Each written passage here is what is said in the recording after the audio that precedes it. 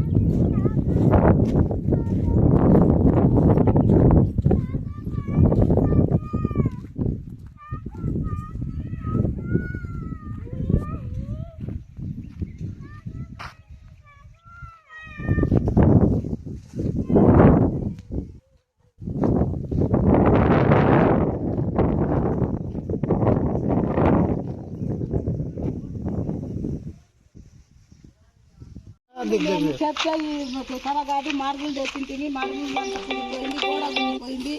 నేను రేకులు వేసుకుని రేకులు కులిపోయింది.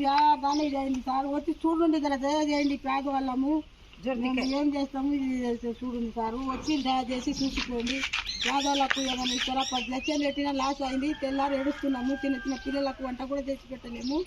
చాలా తిప్పలైంది మాకు. కొనితమ్మకాయ మున్న బొలిపోయింది. చేసిన సార్ చేతులు జోడిస్తుందా మేము